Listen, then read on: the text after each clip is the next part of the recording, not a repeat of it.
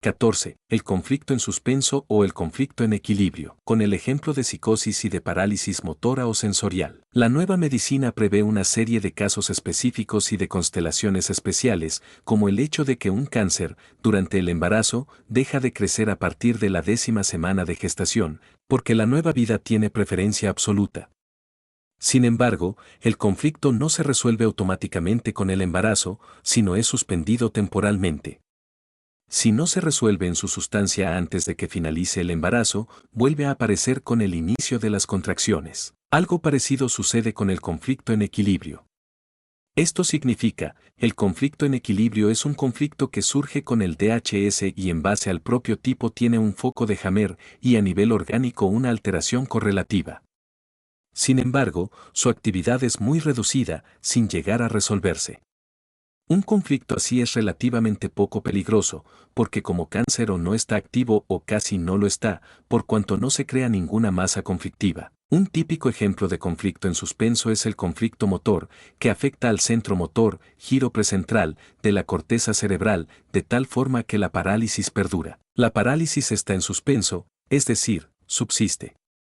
Este estado a menudo se llama esclerosis múltiple. Un conflicto en suspenso semejante asume, sin embargo, otra dimensión o cualidad si interviene otro conflicto con un foco de Hammer en el lado opuesto del neoencéfalo a causa de otro DHS. En este caso el paciente, durante todo el tiempo que duran los dos conflictos, presentes al mismo tiempo, se vuelve extraño, raro, esquizofrénico. De hecho, esta es la constelación esquizofrénica, en cuanto el paciente tiene un conflicto activo en los dos lados cerebrales, a veces también en la corteza o en la médula. El paciente está dividido en el verdadero sentido de la palabra.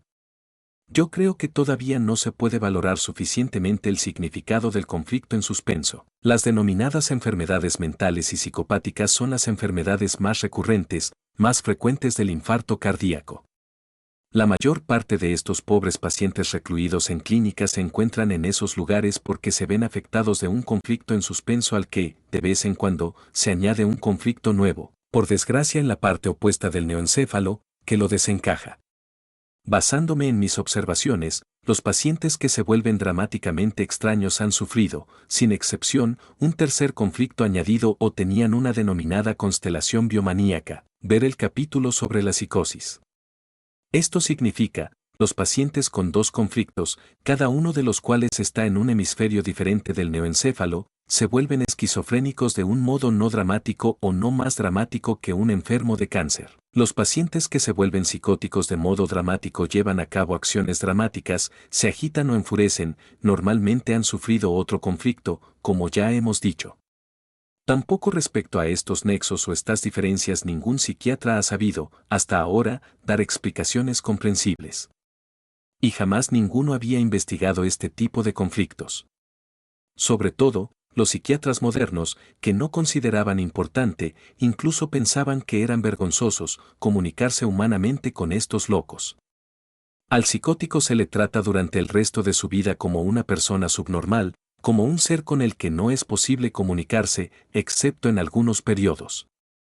Como consecuencia, todos los psicóticos son sedados, como se dice desenvueltamente en la jerga médica. Con este apaciguamiento, los gritos no quedan bien en la clínica, se hace justamente lo peor que se podría hacer, o por lo menos para el paciente es lo peor. Se congelan los conflictos, haciéndolos permanecer en suspenso, de tal manera que el paciente prácticamente permanece de un modo permanentemente esquizofrénico y no sale jamás de su conflicto, y mucho más por su exclusión social, porque una hospitalización permanente no significa otra cosa más que eso, se crea un vacío absoluto, humano y social, a su alrededor, del que solo puede escapar si permanece sedado en su esquina miserable en la clínica, como un desecho de la sociedad. Si ustedes, queridos lectores, en el capítulo de la esquizofrenia o de la psicosis, leerás los casos que se documentan, podrás establecer que muchos de los pacientes que se describen han tenido antes un conflicto en suspenso antes de que aparezca un segundo conflicto que ha hecho enloquecer a la persona. Soy consciente de que habría podido incluir los casos individuales perfectamente en otro capítulo también. Pero es suficiente con que tú, querido lector, entiendas el sistema. Luego todo se explica por sí solo. Un porcentaje grande de nuestros internos son pacientes con alguna parálisis o las consecuencias relativas.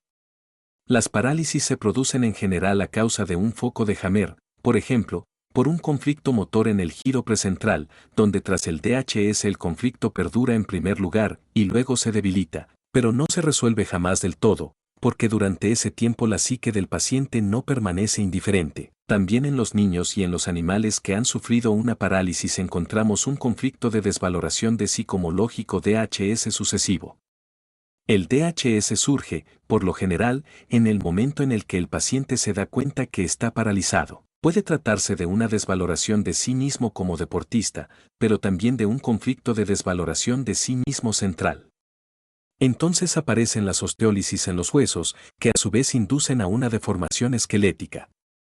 Se consiguen momentáneas revalorizaciones en las que el paciente, en cierta medida, puede reconstruir su valoración personal, en un plano inferior o transformado, por el que se produce una recalcificación y por lo tanto una cimentación articular de ser torpe, lo cual a su vez puede tener nuevas consecuencias de tipo psicológico. Querer corregir con intervenciones quirúrgicas las deformaciones óseas como la escoliosis, etc., que son el resultado de un largo proceso psicocerebral orgánico, es algo muy problemático, por lo menos en tanto que nos hayamos ocupado de la evolución del proceso, es decir, de la psique del paciente. De esta manera nuestros torpes siguen vagando tormentosamente en estas clínicas. Un suceso que al comienzo podía ser resuelto fácilmente, se vuelve, tras varias recaídas, de proporciones catastróficas. Si se considera el tipo de médicos que estas pobres personas necesitan no cuadra el tipo actual de médicos arrogantes y millonarios que presuntuosamente, con la frente bien alta, pasan por la habitación del paciente circundados por su séquito, llamados asistentes, que miran con aire profesional y asienten cada una de las palabras del soberano. En el futuro la medicina se volverá difícil y maravillosa. Tenemos que reencontrar el nivel humano que tenían los médicos de nuestros antepasados hace miles de años, y que se ha perdido. 14.1. Ejemplo, las consecuencias del primer cigarro. El siguiente caso sucedió, fatalmente, en la Francia meridional, del modo en que lo cuento. Dos muchachillos de 12 años se habían sentado a fumar. Por supuesto sabían que el padre de uno de ellos, en cuya granja estaban sentados, había prohibido expresamente a su hijo que fumara. Pero las prohibiciones motivan de un modo especial. Era en 1970, una cosa de niños como en todo el mundo. De repente se oyó el grito de su hermana a través de la puerta: ¿qué estás haciendo ahí? ¿Estás fumando? Se lo voy a decir a papá. Pero no quería decírselo al padre, solo era una broma. Pero uno de los muchachos cayó en el pánico: Dios mío, nos está espiando y nos vamos a ganar una buena. Escucha, si se chiva me ahorco. 2 días después el joven se ahorcó en el baño, y los padres se enteraron por qué el muchacho se había ahorcado. Todo el pueblo entró en agitación, clavando los ojos en Jan, nuestro paciente. Jan, diestro, sufrió un terrible choque conflictivo, un DHS triple, un conflicto de pérdida, con consiguiente carcinoma del testículo derecho, un conflicto de amenaza en el territorio, con consiguiente carcinoma bronquial del lóbulo superior del pulmón izquierdo, una desvaloración de sí, con consiguiente osteólisis de las vértebras cervicales y dorsales, así como presumiblemente, ya entonces, un conflicto de separación brutal en el centro cortical postsensorial. Al mismo tiempo desde entonces se ve afectado por un vitíligo en el cuello y las 2 muñecas. El centro del relé del FH relativo se encuentra en el relé cortical sensorial del neoencéfalo. El vitíligo es una úlcera de la parte inferior del epitelio pavimentoso externo. El conflicto siempre es un conflicto de separación brutal y repugnante. Desde el día del DHS, cuando su amigo se había ahorcado, el joven Jan permaneció en simpaticotonía.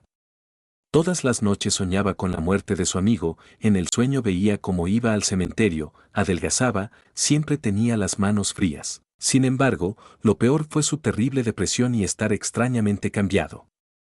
Sin embargo, todos lo atribuían a lo que había pasado con el amigo, y lo encontraban comprensible.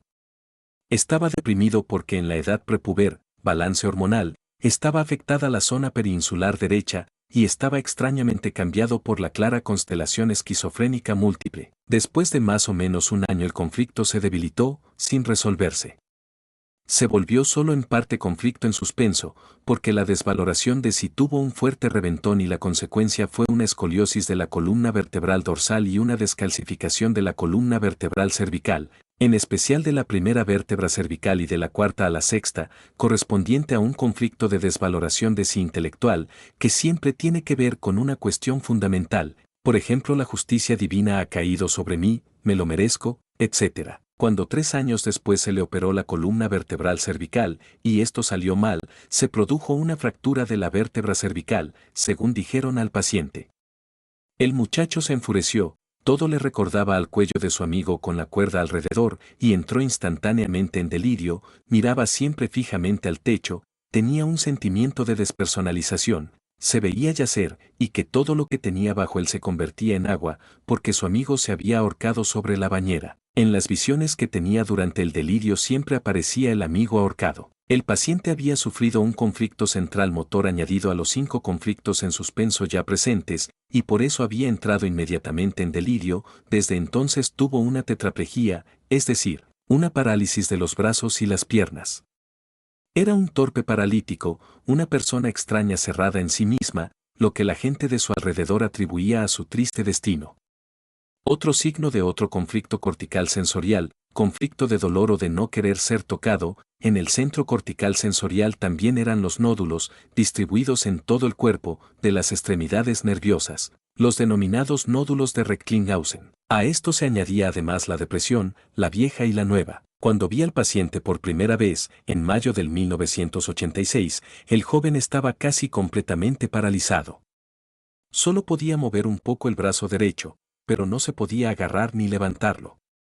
Vino a mí como un último intento, porque ya ningún médico sabía qué hacer. Las manos estaban heladas. Estaba sentado o tirado de mala manera en la silla de ruedas, delgado hasta quedarse en los huesos. Nos pasamos algunas horas hablando, lo que hasta entonces no había hecho ningún doctor. Le habrían metido desde hace mucho tiempo en un instituto para discapacitados graves si su familia no se hubiese ocupado de él de un modo conmovedor. Durante la charla empezó a fiarse de mí y se asombró de que por primera vez alguien se interesase por lo que soñaba casi todas las noches. Según me dijo, lo del suicidio de su amigo hacía 16 años, y sucedió el milagro. Este sensible joven, que conocía tan bien el sufrimiento, por primera vez después de 16 años contó la pena que llevaba en el alma, llorando y con hipo convulsivo. La pena salió, explotó fuera de él. En su ambiente todos conocían la triste historia y evitaban, por respeto a su sensibilidad, hablar de ello con él. Y así el círculo vicioso cada vez era más fuerte. Pero ahora el joven, que había permanecido hasta aquel momento en una desesperación letárgica, se despertó de golpe de la pesadilla. De repente me dijo, interrumpiendo nuestra conversación, sé y siento perfectamente que me voy a curar. Cuando se fue, por primera vez en 16 años tenía las manos, no calientes, pero tampoco gélidas como hasta entonces. Seguidamente vinieron unos meses difíciles en lo físico para él, tuvo las manos muy calientes, la cabeza le bullía, fuerte hinchazón cerebral y la poca movilidad del brazo derecho tuvo una regresión. Pero fue positivo que tuviera mucha hambre y finalmente podía dormir sin tener pesadillas y se sentía bien. Con dosis diarias de 30 miligramos de cortisona conseguimos superar bien la fase crítica prolongada de la hinchazón cerebral, tanto que él mismo podía colaborar psíquicamente con la moral y la psicosis equilibrada. Durante ese tiempo consiguió mover los brazos relativamente bien, las piernas en parte. Ha cogido 20 kilogramos de peso y sigue engordando sin cortisona ya. Como ya hemos dicho, se siente grande. En realidad, deberían pasar otros 6 meses antes hacer el intento de dar los primeros pasos. Pero el milagro no es más pequeño porque requiera de un poco más de tiempo. También psíquicamente al paciente tiene la moral bien alta, porque su psicosis, depresión y esquizofrenia lo han abandonado, como si siempre hubiese sido el hombre más normal del mundo. Sigue estando flaco y cansado, y seguramente lo estará durante otro semestre, aunque ahora ya no necesita cortisona. No espero los honores por este caso milagroso si he de decir la verdad. Yo solamente he cumplido el sistema. Sus padres y mis amigos en Francia, que se han aplicado con sacrificio por este paciente tan grato, han creado juntos un maravilloso clima de trabajo y de confianza para que la pequeña planta pudiese crecer. Y eso lleva mucho más trabajo del que yo pueda describir aquí. Solo cuando existen estas premisas, se puede llevar a cabo un milagro así según los planes de la naturaleza. He descrito el caso de un modo exhaustivo para que sea una esperanza y un consuelo para muchos. Lo que, en este joven, después de 16 años, era todavía reversible, también lo es para otros muchísimos pacientes. La convicción de que estas parálisis, tras un cierto tiempo son irreversibles, es simplemente un gran error. Las dos imágenes a la derecha muestran las TAC cerebrales unas 2 semanas antes de la solución del conflicto. Por eso no aparece ningún edema. En la imagen izquierda se ve la flecha superior que indica el FH marcado en la zona peninsular derecha, correspondiente al conflicto de territorio y de amenaza en el territorio. Además, correspondientemente en la imagen torácica inferior izquierda la atelectasia residual del carcinoma bronquial del lóbulo superior del pulmón izquierdo, flecha. La flecha inferior de la imagen TAC arriba a la izquierda indica el relé del testículo derecho. Estos conflictos están en suspenso desde hace 16 años. Las flechas del TAC cerebral arriba a la derecha, realizadas el mismo día, muestran el conflicto central, postsensorial, antes de la conflictolisis. La foto que sigue indica el vitíligo. En el momento de la foto, agosto del 1986, el paciente ya había cogido 10 kilogramos. Tras el primer DHS quíntuple el paciente estaba extrañamente cambiado porque se encontraba en constelación esquizofrénica. Entre 1970 y 1974 los 5 conflictos estaban en suspenso. En 1974 el paciente cayó instantáneamente en delirio cuando, a causa de la desafortunada operación de la vértebra cervical, sufrió un conflicto motor central y otro conflicto sensorial. La TAC cerebral de al lado es del 22 de julio de 86. Pero fue realizada con un truco, porque los médicos no veían ninguna razón para hacer un control posterior, dado que en la primera TAC no salió nada. Por eso el paciente sintió dolores en los senos paranasales. Entonces se realizó un TAC especial, de tal manera que solo tengo imágenes de la parte basal e inferior de la cabeza. Se ve, sin embargo, que toda la región peninsular está cubierta de edema, flecha. Por desgracia durante mucho tiempo a continuación no se hicieron más TAC cerebrales, así que tuve que estimar a ojo la terapia a base de cortisona. En la imagen a la izquierda se ve claramente el FH del conflicto de territorio que está sanando después de haber permanecido en suspenso durante tantos años y se ha cubierto de edema. La flecha indica el punto afectado o el núcleo del foco de Hammer, justo tras la solución. En la foto de la derecha están los FH periinsulares del conflicto de territorio y de amenaza en el territorio que suben hasta la corteza. En el medio, circundado por el cerco, se ve el conflicto central postsensorial, con edema bien distinguible, aunque no es muy abundante. Las imágenes siguientes laterales del cráneo muestran el apoyo insertado en 1974. Sin embargo, entonces se rompió la apófisis espinal del epistrofeo. Antes de la operación se le dijo al paciente que se preveía una fractura por comprensión del atlante, lo que habría podido causar una parálisis instantánea por rescisión medular, lo que volvía la operación indispensable. La noticia de que la operación había ido mal le provocó otros 2 conflictos con el consiguiente delirio.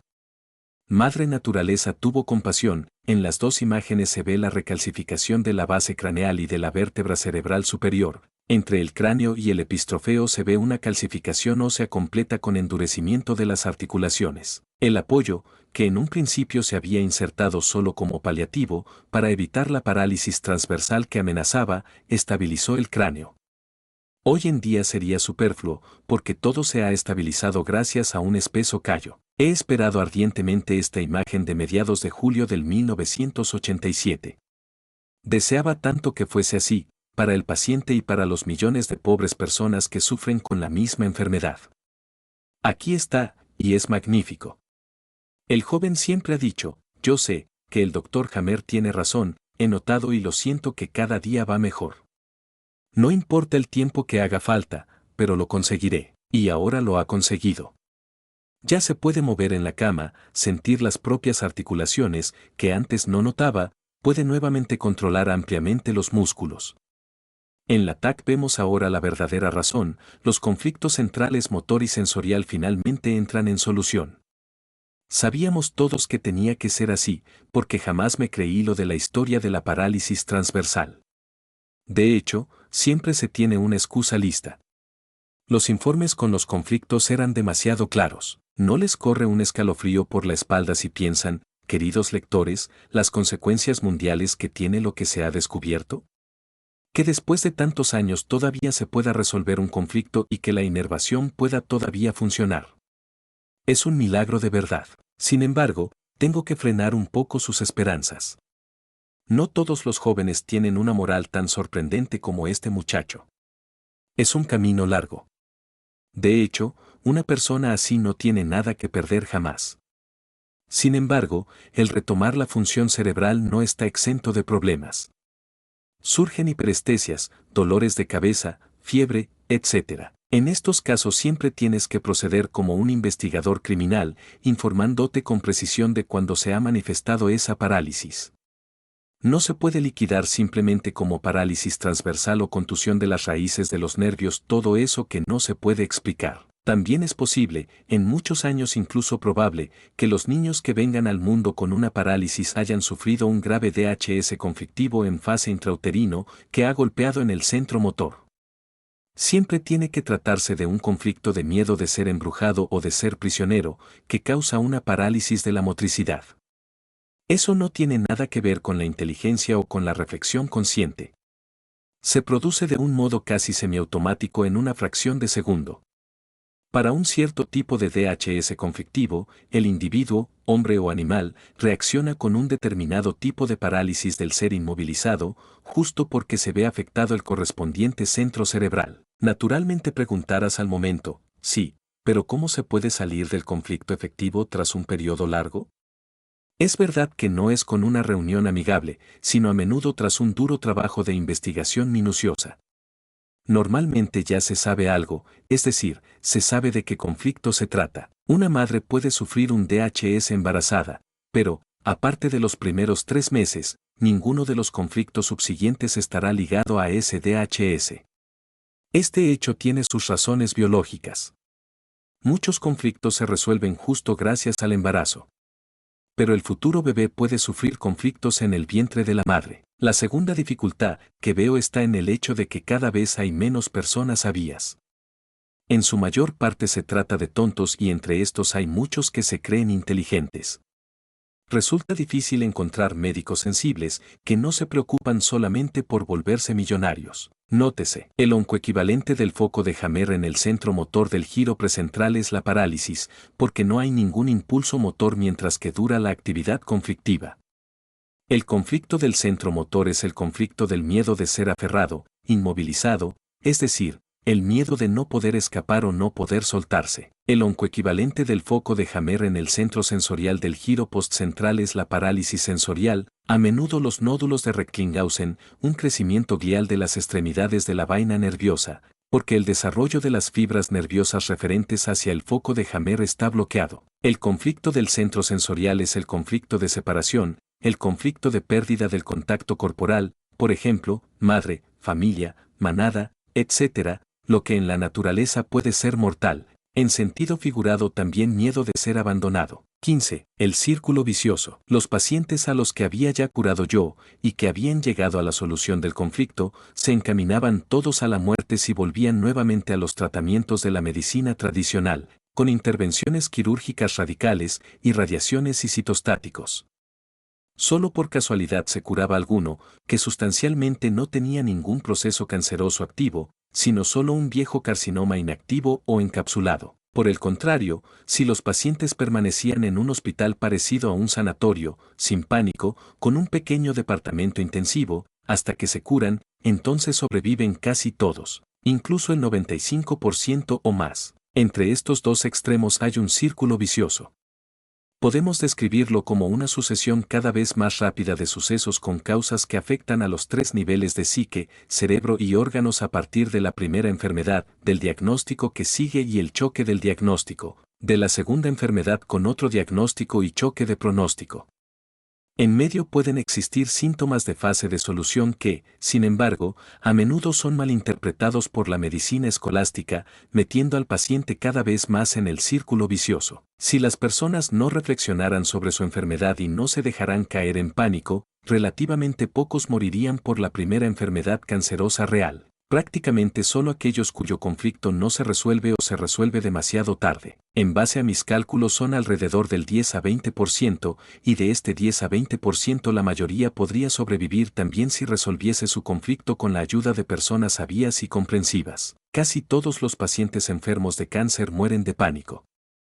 Las causas de este pánico totalmente inútil e incluso criminal son los mismos médicos. El pánico iatrógeno, es decir, el causado por los médicos mediante pronósticos pésimos, causa un nuevo choque conflictivo y un nuevo cáncer, las denominadas metástasis, que realmente no existen. Un caso sucedido en Austria resulta particularmente aleccionador, por una noticia difundida por todos los medios austriacos el 7 de octubre de 99 se supo lo siguiente. La secretaria de un médico de ginecología había falsificado, durante 6 años, los diagnósticos histológicos de cáncer maligno de los informes en un total de 140 pacientes, diciéndoles que todo estaba bien. Si se hubiese comunicado el diagnóstico a los pacientes y se hubiese llevado a cabo la terapia correspondiente, operación y quimio, durante ese tiempo ya habrían muerto unas 130 a 135 pacientes en base a las estadísticas oficiales. Por el contrario, ninguna ha muerto. Una ha tenido un resultado positivo y en las otras 139 se habla de una curación espontánea inexplicable, que, sin embargo, según las estadísticas oficiales actuales, solo se da una vez cada 10.000 casos. Aquí encontramos 140, uno tras otro. Como se puede ver, todo es una mentira, un engaño. Y el Estado es el estafador. En un cierto punto debería haber estado claro para cualquier médico que no hay una explicación para el hecho de que en los animales encontremos muy raramente un cáncer secundario. Solo en el último estadio de una fuerte discapacitación física también el animal puede, por ejemplo, sufrir una desvaloración de sí con cáncer óseo, si ya no puede correr o está tan débil que no puede defenderse. Sabemos que, de todos los pacientes de cáncer, y lo puedo demostrar incluso con mi propia experiencia clínica, al momento del diagnóstico de la enfermedad de cáncer solo un 1 o 2% de los pacientes tiene focos pulmonares, y estos por un buen motivo. Sin embargo, 2 o 3 semanas después las imágenes de control muestran focos pulmonares ya en un 20 a 40% de los pacientes, signo del DHS de miedo de la muerte causado casi regularmente por la brutal revelación del diagnóstico. Este miedo intelectual de la muerte que, como se ve en los animales, no es necesario y es causado solo por la ignorancia de estos no médicos. Este choque iatrógeno es hoy día la causa de muerte más frecuente en la enfermedad del cáncer. A este choque de miedo a la muerte causado al revelar el diagnóstico se añaden además las numerosas torturas del pronóstico. Seguidamente todos estos no médicos encogerán la cabeza y dirán que se trataba de un error. No es verdad, mis pobres pacientes. Siempre de aquí para allá. Por una parte, muchos han entendido la nueva medicina. Pero cuando llega todo serio el catedrático, rodeado de médicos y asistentes, que no se dedican a otra cosa más que a asentir a lo que el semidios combata dice, que para el paciente casi siempre es una condena a muerte. ¿Quién de estos pobres enfermos de cáncer puede tener todavía coraje y fuerza moral para contradecir al catedrático? La maquinaria del suplicio se pone en marcha, no existe casi ninguna vía de escape de este programa. Tras unos pocos meses se encuentran casi en la cámara mortuoria. Y si por casualidad alguno consigue huir de este engranaje de la medicina oficial, casi seguro que no escapará a los sucesivos controles. El paciente se observa de continuo, sospecha que cada una de sus indisposiciones es un cáncer nuevo o una metástasis. Poco antes del control profundo el pobre paciente está tenso todo el día. Después el resultado, de momento, todavía no se ha encontrado ninguna metástasis. Gracias a Dios, tengo otros 3 meses de vida, piensa el paciente. A esto se añaden una infinidad de miedos sociales. La peor de todas es la pregunta compasiva de si todo va bien todavía. Por doquier el paciente ve que lo consideran un candidato a morir al que ya nadie toma en serio, porque pronto morirá. Incluso sucede que algunas personas ya no le quieren dar la mano, porque tienen el miedo de que sea contagioso. E incluso cuando el paciente consigue salir del círculo vicioso y encontrar el coraje y la autoestima, en cuanto se descuide se meterá otra vez a causa de la sociedad programada e insensible a su alrededor, para la que siempre será un enfermo de cáncer. Con este fondo social deshumano y desde el punto de vista médico no correcto, el pobre paciente, que conoce la nueva medicina y la ha comprendido, se encuentra en un dilema total. Nadie puede formular argumentos precisos contra la nueva medicina de Hammer, sin embargo, todos la maldicen. Sin embargo, es todavía peor que los diferentes síntomas se interpreten de modo diferente. Por ejemplo, la vagotonía en el sistema de la nueva medicina siempre es un signo óptimo de curación. Cierto que a veces hay que frenarla un poco con medicamentos, en el caso de que durante la fase de reparación vagotónica el foco de Hammer en el cerebro se hinche demasiado, pero en principio la fase de reparación vagotónica es necesaria y hay que esperarla impacientemente. Para la medicina todavía dominante sucede todo, al contrario, pues para su vocabulario de síntomas las expresiones de simpaticotonía y vagotonía solo son conceptos equivalentes a disfunción vegetativa, donde por ejemplo se habla de una grave disfunción circulatoria y representa el comienzo del fin. A pesar de que el paciente, excluyendo el hecho de la reparación del carcinoma óseo que produce fuertes dolores a causa de la dilatación del periósteo, en el resto de los casos se siente muy bien, tenga buen apetito, duerma bien, todos los médicos tradicionales, a los que imprudentemente visita, profetizan ya su muerte inminente. Y aunque tengamos que admitir que la vagotonía es un estadio de convalecencia tras las denominadas enfermedades infecciosas, solo hay que pensar a las clinoterapias que duran meses en el caso de la TCB. Cualquier médico tradicional se siente impulsado a decir, sí, pero en el cáncer todo es diferente. Hay algo de verdad en ello, porque la enfermedad cancerosa es, en principio, una enfermedad a dos fases, la fase de conflicto activo, simpaticotónica, en la que el paciente no tiene apetito, no consigue dormir y presuntamente tiene disfunciones de irrigación sanguínea periférica, y que hasta ahora para los médicos tradicionales ha sido el cáncer real, pero hasta ahora no la habían visto. Y si alguna vez la han visto, ha sido porque se ha presentado de una forma extrema, y eso a menudo era realmente el comienzo del fin, porque poco tiempo después el paciente ha muerto por edema cerebral. En conclusión, el paciente no puede avanzar por dos vías, porque el pronóstico siempre forma parte de la terapia. Un paciente que tenga dolores en la fase de reparación del carcinoma óseo, en la medicina clásica le dan inmediatamente morfina, a menudo incluso contra su voluntad expresa. Sin embargo, con esto se le quita la voluntad junto con los dolores. La muerte entonces es solo una cuestión de días o semanas. Sin embargo, si el paciente sabe, como lo saben mis pacientes, que este dolor es fundamental, positivo y también pasajero, así como previsible, y sabe de dónde y por qué viene, entonces saca fuerzas inesperadas y no experimenta el dolor como algo negativo, y no como ahora cuando se le dice que estos dolores serán cada vez peores y que así morirá. Solamente si el paciente es curado por médicos que conocen los contenidos de la nueva medicina y saben aplicarlos, y si además puede curarse en un hospital parecido a un sanatorio, sin pánico, donde es consciente de que allí se conoce su enfermedad y están en condiciones de valorarla correctamente y llevar a cabo tratamientos adecuados, solo entonces está fuera del círculo vicioso. Sobrevivirá más del 95% de los pacientes, mientras que en el círculo vicioso se salva como máximo el 1-2%. 15-1. Ejemplo, metástasis incluso en el dedo meñique. Un hombre de 45 años había superado 3 cánceres, cáncer de riñón, carcinoma mediastinal y adenocarcinoma pulmonar. Se sentía bien, en buena forma, como él mismo decía, y volvió a trabajar como conductor de camiones, trabajo que le gustaba. Trabajó durante 14 días sin tener ni la más mínima molestia o que el trabajo le resultase pesado.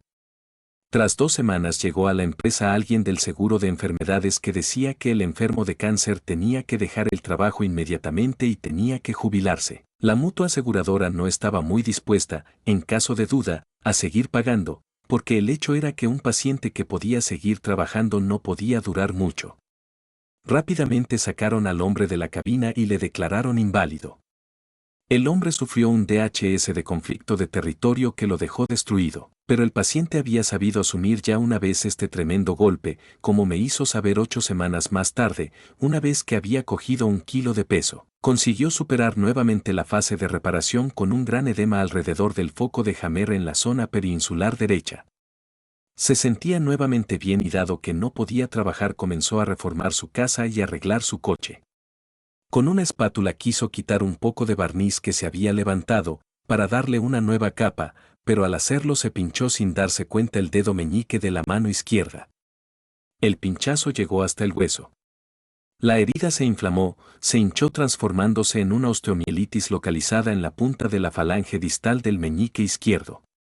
Cuando el paciente, que en aquel periodo se sentía totalmente sano, tenía siempre buen apetito y dormía bien, ignorante de las consecuencias, fue a su médico de cabecera con el dedo inflamado. Este médico, que había sido cirujano y tenía mucha nostalgia de su antigua ocupación, le hizo una radiografía y le vio un pequeño defecto que había causado la osteomielitis. Pero en un enfermo de cáncer, por supuesto, no existe osteomielitis, solo puede existir metástasis. El punto de la herida era bien visible y situado justo tras el foco de la osteomielitis. Así, el medicucho le dijo al paciente, que ya temblaba de miedo: solo puede tratarse de una metástasis, usted está enfermo de cáncer, y ahora las células cancerosas están ya en el meñique. Hay que amputarlo inmediatamente.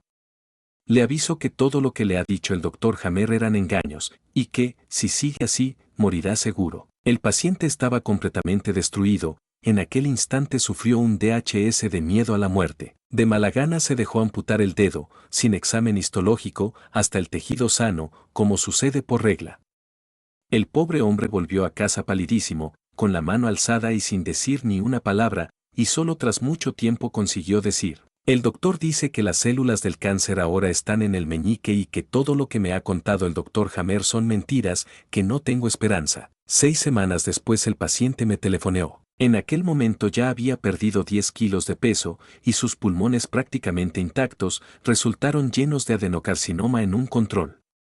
El paciente murió muy rápido, había caído en el círculo vicioso. 15.2.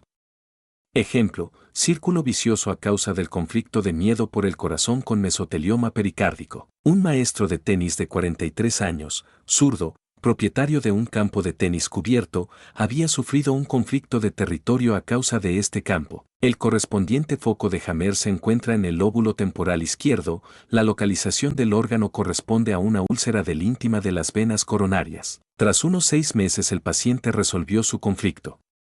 El infarto cardíaco derecho, que por fuerza sigue, llegó 2 meses después. Por la mañana tuvo un minuto de angina de pecho persistente, pero se acordó que todo el año anterior había notado ligeras punzadas cardíacas.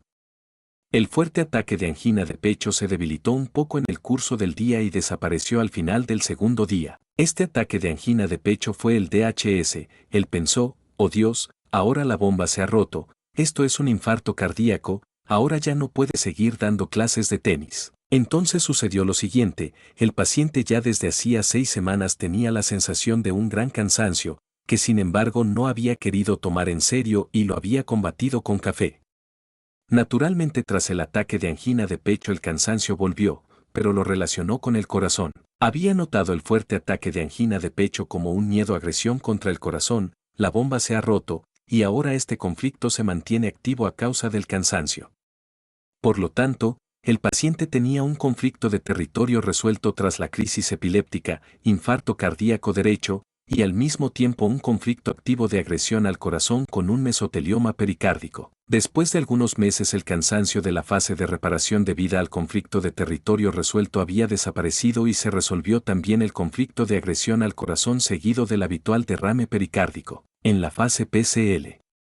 A causa del derrame pericárdico, las prestaciones del maestro de tenis se limitaron todavía más respecto a la fase de reparación del conflicto de territorio. Instantáneamente el paciente sufrió una recaída de agresión al corazón y consecuentemente una reducción del derrame pericárdico, sin embargo, no como signo positivo de curación, pero como signo de que el conflicto del pericardio estaba nuevamente activo. El derrame pericárdico había reaparecido desde hacía poco a causa del crecimiento del nuevo mesotelioma. Como consecuencia, sin embargo, volvió el derrame pericárdico como signo de la tranquilidad alcanzada, es decir, como signo de la solución de la recaída conflictiva. Y así, no conociendo la nueva medicina, el paciente entró automáticamente en el círculo vicioso. A la segunda o tercera recaída el derrame pericárdico fue finalmente diagnosticado con ayuda de la TAC torácica. Con este diagnóstico el paciente sufrió un conflicto de miedo de la muerte con el consiguiente carcinoma de los alvéolos pulmonares. Ahora se trataba de un doble círculo vicioso. Cada vez que se diagnosticaba un derrame pericárdico el paciente es presa del miedo pericárdico y del miedo a la muerte. Se realiza una agopunción para drenar el pericardio, le vuelven las fuerzas y se tranquiliza durante un cierto periodo. Por lo tanto, el pericardio se llena de nuevo. La rueda gira cada vez más rápido. Cuando se descubrió el adenocarcinoma pulmonar, los cardiólogos no se interesaron más en él.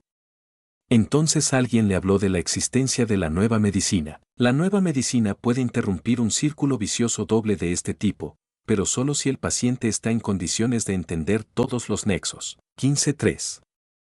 Ejemplo, ascitis o hidropesía, fase de reparación después de un mesotelioma del peritoneo. La foto de este caso no debe asustar, sino aclarar sobre todo dos cosas. Por un lado, muestra lo grande que puede llegar a ser una ascitis crónica a causa de un círculo vicioso. Por otro, también debe demostrar que a pesar de una ascitis enorme se puede tener todavía una sorprendente calidad de vida. Para que comparen los pacientes que se desesperan ya con una ascitis mucho más reducida. Muchos pacientes afectados de ascitis entran en un círculo vicioso crónico. El conflicto que precede a la ascitis, con más precisión el conflicto del mesotelioma del peritoneo, siempre es un ataque contra el vientre. En los animales normalmente se desencadena por una cos o un golpe contra el vientre. Pero también en un animal puede ser tendencialmente un conflicto por asociación, por ejemplo, un cólico intestinal que el animal vive como un ataque contra el vientre. Para nosotros, los humanos, por el contrario, estos ataques contra el vientre experimentados por asociación mental constituyen la regla.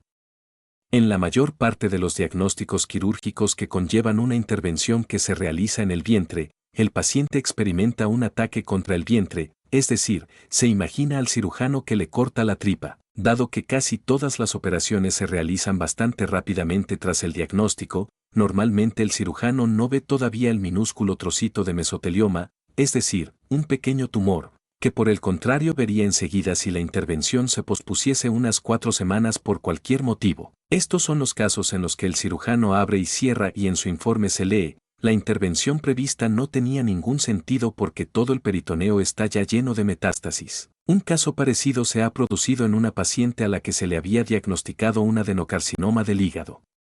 A causa de los diferentes exámenes preliminares, la operación se retrasó 4 a 6 semanas.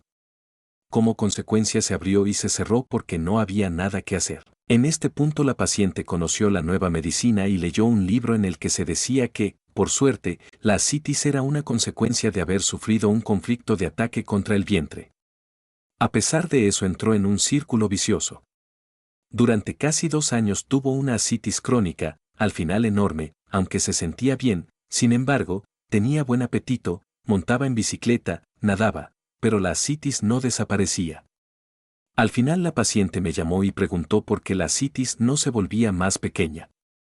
Se descubrió que regularmente amigos y parientes venían a controlar su vientre. Particularmente agravante eran los comentarios de una enfermera que iba 2 veces a la semana para ayudar un poco a la paciente con las tareas domésticas. Esta decía siempre escépticamente que no había visto jamás que nadie hubiese sobrevivido con una ascitis así, y citaba el caso de una tal señora Meyer que se sintió bien durante un largo periodo y luego murió. De este modo la paciente sufría continuamente una recaída conflictiva de ataque contra el vientre y el vientre se resentía. Dado que se había deshinchado, se calmaba y entraba reforzada en la fase PCL. Entonces el vientre crecía como signo de esta curación o solución de conflicto. Lo medía diariamente con 1 metro. Cuando el vientre se hinchaba de nuevo volvía a sufrir el conflicto y se reducía. Cuando le expliqué pacientemente la cosa, se le cayó la venda de los ojos. Doctor, esto no lo había entendido. Desde aquel momento, tal y como le había aconsejado, intentó reírse de su tripa y pensar en ello lo menos posible. El encantamiento se había roto y muy lentamente la ascitis se redujo progresivamente. 15.4. Ejemplo, círculo vicioso en los quistes de los arcos branquiales. Uno de los círculos viciosos más frecuentes es el de los quistes de los arcos branquiales tras los conflictos de miedos frontales, a menudo de miedo al cáncer. El miedo frontal es un miedo de algo que se supone que nos va a venir sin poderlo evitar. La única posibilidad es la fuga. También si el desarrollo hacia atrás está bloqueado, entonces el paciente, hombre o animal, sufre de un miedo en la nuca, encontrándose instantáneamente en constelación esquizofrénica fronto-occipital. El miedo frontal en el hombre y en los animales es un miedo totalmente real, un miedo de un peligro real, como la agresión de un hombre o de un animal, etc. Solo en un segundo momento se vuelve, A menudo en el caso de las personas, el miedo de algo imaginario, lo que para el paciente no parece menos peligroso que un animal selvático que lo ataca. Por ejemplo, el médico ha dicho a un paciente, sospechamos que tiene cáncer o usted tiene cáncer. Dado que el cáncer siempre se considera un suceso ineludible, progresivo, así como un caso fatal, aunque en ese momento no haya ningún peligro real, sino solo imaginario. Este peligro considerado inevitable embiste contra los pacientes que ya simplemente a causa de un diagnóstico así pueden sufrir el correspondiente conflicto de miedo frontal. Los pacientes a los que el diagnóstico se les explica según la nueva medicina no sufren casi nunca ese miedo del cáncer. Con el miedo frontal o el miedo del cáncer, bajo el perfil evolutivo, se retrocede en cierta medida al tiempo arcaico en el que nuestros antepasados vivían todavía en el agua. La mayor catástrofe entonces se producía cuando se encontraban en tierra firme y las branquias se pegaban y no podían coger aire. En los conflictos de miedo frontal y análogamente en los conflictos de miedo al cáncer, sufrimos justo este miedo ancestral, que nos falte el aire. La gente dice se me estrecha la garganta. Cuando un conflicto de diagnóstico del cáncer ataca, el paciente muestra al instante todos los signos de la actividad conflictiva, manos heladas, falta de apetito, insomnio, pensamiento obsesivo del conflicto, etc. Y en el cuello siente un ligero picor bajo la piel. Si después de un cierto periodo de presunto peligro, o peligro real, el conflicto de miedo, o el pánico del cáncer se resuelve, en la fase de reparación se forman los quistes de líquido en los conductos de los arcos branquiales del cuello. De hecho, durante la fase de conflicto activo en estos antiguos conductos ahora inutilizados se formaban úlceras, es decir, reducciones de epitelio pavimentoso que revista la parte interna de los arcos branquiales. En la medicina tradicional estos se llaman también linfoma no Hodgkin, es decir, linfomas no linfonodos, porque erróneamente se consideran linfonodos. Estos quistes de líquido de los arcos branquiales se producen por las fuertes hinchazones de la fase de reparación en los puntos ulcerados dentro de los conductos de los arcos branquiales. Así el líquido no puede fluir y forma fragmentos de conducto hinchado lleno de líquido que pueden parecer esferas y se encuentran bajo la piel, precisamente a los dos lados del cuello, delante y detrás de las orejas, desde donde descienden hasta dentro de la axila y hacia adelante hasta la hendidura de la clavícula. En el interior pueden extenderse hasta el diafragma y crear también allí espesos quistes de líquido que después, por regla, se interpretarán como granos de linfonodo. Para los quistes de los arcos branquiales hay diferentes síntomas clínicos típicos durante la primera mitad de la reparación, es decir, antes de la crisis epileptoide, en general justo tras la conflictolisis. Los pacientes ignorantes sienten el pánico de la metástasis, piensan que los quistes, que son duras al tacto, son nodos compactos, como bolitas de cuero hinchado, nodos, linfonodos o simplemente un crecimiento tumoral. A causa del pánico de la metástasis sienten nuevamente el miedo al cáncer, que les hace pasar instantáneamente de la fase de reparación a la actividad conflictiva en la que los quistes regresen. Lo mismo sucede, considerándolo favorable, con la quimio o las irradiaciones de los quistes con rayos X o cobalto, solo con la diferencia de que mediante la quimio y los rayos no se causa la actividad conflictiva, sino que solamente se detiene el proceso en curación.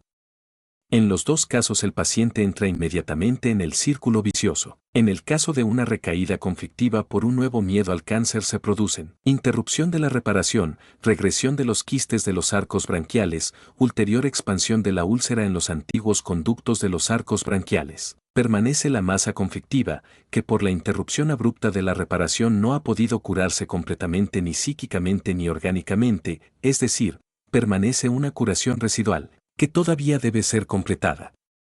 Al mismo tiempo se forma una nueva masa conflictiva que tiene que ser elaborada seguidamente con la reparación, a nivel psíquico, cerebral y también orgánico. Si se consigue calmar una vez más al paciente, los quistes de líquido que se han vuelto a formar como signo del nuevo proceso de reparación en curso se vuelven más grandes que antes a causa de la curación residual y la curación del nuevo pánico. Obviamente también la crisis epiléptica o epileptoide que forzosamente se produce será más fuerte que la primera vez, cuando el paciente habría podido resolver hasta el final su miedo al cáncer sin una nueva recaída. Si ahora el paciente tiene una nueva recaída de miedo al cáncer, los quistes se volverán todavía más grandes y comienza nuevamente todo el juego del círculo vicioso. Si el paciente no tiene recaída de miedo al cáncer, es decir, ninguna actividad conflictiva nueva, por ejemplo, porque conoce la nueva medicina, llega a una fase de reparación correcta, Y sucede a menudo que tiene la sensación de que le falta el aire de modo puramente mecánico, en particular si alrededor del cuello, o en el mediastino, hay quistes bastante grandes que se experimentan como nodos. A menudo tiene esta sensación sin que se produzca realmente. Pero muy raramente sucede que la tráquea se comprime realmente desde el exterior. Un peligro real de asfixia no se ha podido comprobar jamás, porque los quistes, como mucho, solo aplastan la tráquea. En la crisis epileptoide, sin embargo, la sensación subjetiva, el miedo arcaico de sofocar, puede ser arrebatador y meter al paciente en un nuevo pánico terrible. Sin embargo, eso, por suerte, solo se produce en casos extremos en los que hay quistes de líquido muy grandes. Calmar a un paciente así, o sacarlo del pánico, o mejor todavía, no dejar que caiga en él, conocer la nueva medicina, es la tarea más importante de cualquier iatros. Es insensato sedar con medicamentos a un paciente así y normalmente lo único que denota es ignorancia, porque los sedantes pueden ser mortales en el periodo tras la crisis epileptoide, cuando el paciente entra en la segunda curva vagotónica. Estos sedantes químicos, de hecho, un tipo de veneno, no pueden sustituir jamás a las palabras tranquilizantes de una persona o del médico. Solo cuando los pacientes han superado también esta segunda fase vagotónica están realmente curados. En el caso de la quimio y las irradiaciones, el médico ortodoxo obtiene rápidamente una victoria pírrica cuando los quistes de los arcos branquiales se reducen. Pero la obtiene pagando un precio muy alto, es decir, solamente bloqueando la reparación y la crisis epileptoide que sigue necesariamente a la fase de reparación. Además, todo el organismo se ve dañado de un modo terrible y a menudo irreparable. No solo los medicuchos han considerado la quimio como una terapia, sino que les decían a los pacientes que antes de morir podían vivir todavía 3 o 4 semanas con las reservas de la médula ósea. Obviamente también eso era una insensatez. En los pacientes cuyos quistes de los conductos de los arcos branquiales se tratan con quimio, los quistes, primero, regresan, pero como hemos dicho ya, el proceso de reparación se interrumpe, no se termina. Si se interrumpe la quimio vuelve a comenzar la reparación y con ella vuelven los quistes. Así el paciente entra en un círculo vicioso permanente y los exorcistas se llenan los bolsillos. Casi todos los pacientes mueren con esta tortura sin sentido. El círculo vicioso de los quistes de los arcos branquiales, que en los animales prácticamente no se produce hasta la falta de aire pasajera en la crisis epileptoide, ocupa así un espacio tan amplio porque es uno de los círculos viciosos inmanentes más frecuentes y en gran parte iatrógeno. Téngase presente, en el momento del pánico es difícil calmar a un paciente que mentalmente está alterado por vía iatrógena. Por el contrario, calmar a un paciente que ya anteriormente ha conocido y entendido la nueva medicina no es un juego de niños, pero es una tarea que se puede resolver bien y es incluso una tarea que da alegría, al mismo tiempo que una obra social entre